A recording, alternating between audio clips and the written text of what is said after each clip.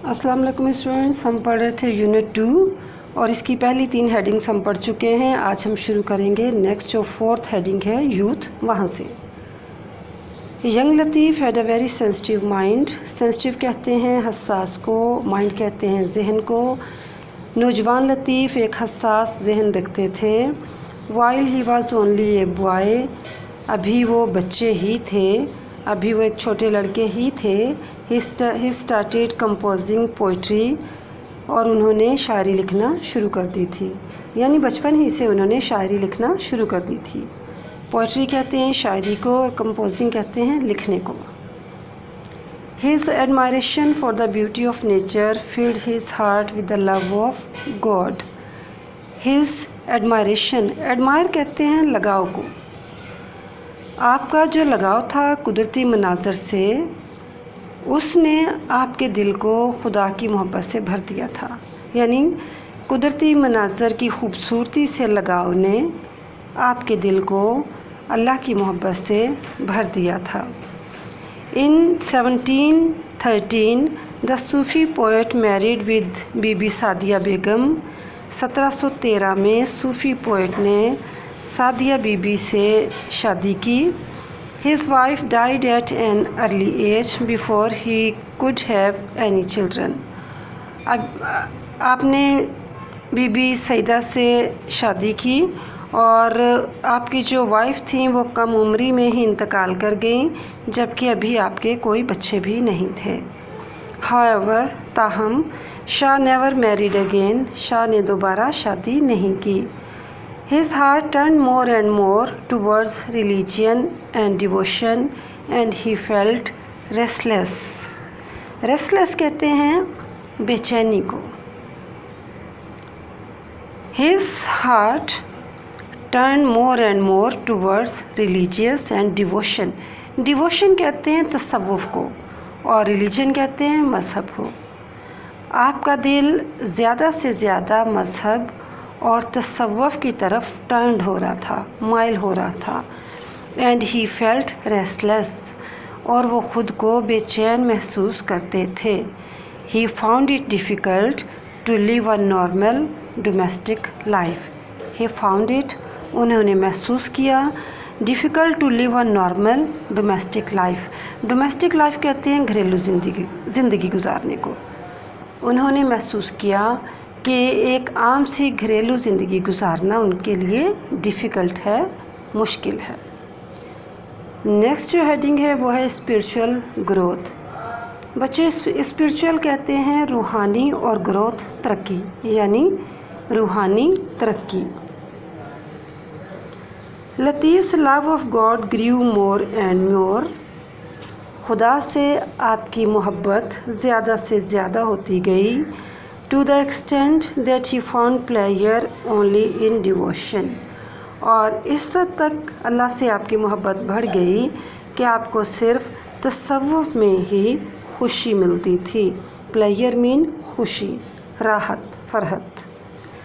As a result, इसका नतीजा ये हुआ, he spend most of his time in prayers and deep thinking, कि आप अपना ज़्यादातर वक्त इबादत और गौर व फिक्र में गुजारते थे। His spiritual power grew stronger with prayers and devotion. इबादत और तसव्वुफ़ से आपकी रूहानी क़ुव्वत इस कदर बढ़ी, so much so that people began to be attracted towards him. Attract का मतलब है माइल होना, कशिश होना।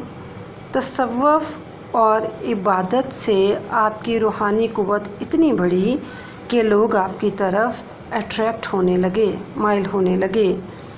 Anyone who came to him, जब भी कोई आपकी तरफ आता, आपसे मिलता, was strongly impressed by his gentle ways, तो वो आपकी शफीक और नरम तबीयत से, आपके बिहेवियर से मुतासर होता। एंड हिज फॉलोअर्स, और आपके मानने वालों की तादाद में दिन ब दिन इजाफ़ा होता चला गया। इंक्रीज्ड मीन इजाफ़ा, बढ़ना, डे बाय डे, दिन ब दिन। यानी इबादत और तसव्वुफ से आपकी रूहानी क़ुव्वत इतनी बढ़ी कि लोग आपकी तरफ माइल होने लगे और जो भी आपके पास आता, आपसे मिलता, वो आपसे इस कदर मुतासर होता जिससे आपके पैरोकारों की तादाद में इजाफ़ा होता चला गया। Close to the mount on which Lal Latif came to live is a natural lake. Lake कहते हैं झील को और क्लोज कहते हैं करीब को। वो टीला जिस पर लाल लतीफ़ रहने आए थे उसके करीब एक कुदरती झील थी। His poetic nature loved the calm atmosphere. Nature कहते हैं तबीयत को। His poetic nature आपकी शायराना फितरत loved पसंद करती थी calm atmosphere।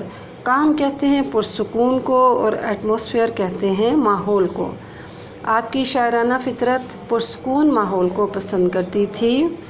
He would spend much of his time sitting on the bank of the lake. Bank कहते हैं किनारे को। वो अपना ज़्यादातर वक्त झील के किनारे बैठकर गुजार देते थे। As he sat there, जब वो वहाँ बैठे होते, he prayed to God, वो अल्लाह की इबादत करते, and sometime और बाज़ औक़ात composed verses in his praise. Versus कहते हैं अशआर को। कंपोज का मतलब मैंने पहले भी बताया आपको, लिखने को।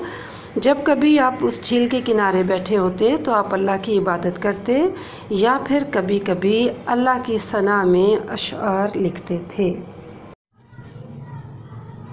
अगली हमारी हेडिंग है नंबर 6 पे, डेथ एंड रिमेम्बरेंस, वफ़ात और उर्स। लाल लतीफ़ died in 1752 on the mount where he had lived. लाल लतीफ़ का इंतकाल 1752 में उसी टीले पर हुआ जहाँ वो रहते थे। He was buried on the same mount, और उनको उसी टीले पर दफन किया गया। buried meaning, buried के मानी है दफन करना। It is said, कहा जाता है, that one day he ordered the musicians to play music. Musicians कहते हैं म्यूज़िक बजाने वालों को। कहा जाता है कि एक दिन उन्होंने म्यूज़िक बजाने वालों को म्यूज़िक बजाने का कहा। They played continuously for 3 days, और वो 3 दिन तक मुसलसल बजाते रहे। When they stopped playing, जब उन्होंने बजाना बंद किया, they found the poet dead, तो उन्होंने शायर को मुर्दा पाया। A famous king of Sindh, Sindh के एक मशहूर बादशाह, ग़ुलाम Shah कल्होड़ो was so devoted to him. Sindh का एक मशहूर बादशाह ग़ुलाम शाह कल्होड़ो आपका इतना अकीदतमंद था कि he built a grand mausoleum over his grave. Grave कहते हैं कब्र को और मौसलम कहते हैं मकबरे को। वो बादशाह आपका इतना अकीदतमंद था कि उन्होंने आपकी कब्र पर एक आलीशान मकबरा तामीर किया। The lovely white dome of the shrine represent the purity and dignity of Latif. Purity कहते हैं पाकीज़गी को, डिग्निटी कहते हैं वक़ार अज़मत को, और रिप्रेजेंट कहते हैं पेश करने को, ज़ाहिर करने को। मज़ार का खूबसूरत सफ़ेद गुंबद लतीफ़ की पाकीज़गी और वक़ार को ज़ाहिर करता है। His devotees collected his poetry, आपके अकीदतमंदों ने आपकी शायरी को जमा किया। And this collection is called the Risalo of Shah Abdul Latif Bhitai, और आपके इस मजमुआ को शाह अब्दुल लतीफ़ का रिसाला कहा जाता है। एवरी ईयर, हर साल, the devotees celebrate his Urs, आपके अकीदतमंद आपका उर्स मनाते हैं। Which commence on 14 Safar and the last for 3 days, जो 14 सफ़र को शुरू होता है और 3 दिन तक जारी रहता है। अगली और लास्ट हेडिंग है हमारी नंबर 7 पे, शाह लतीफ़ पोइट्री, शाह लतीफ़ की शायरी। Shah Abdul Latif was a sensitive, gentle and kind soul. Soul वैसे तो कहते हैं बच्चों रूह को। शाह अब्दुल लतीफ़ भिटाई एक हसास, जेंटल, नरम दिल एंड काइंड सोल, और रहमदिल इंसान थे।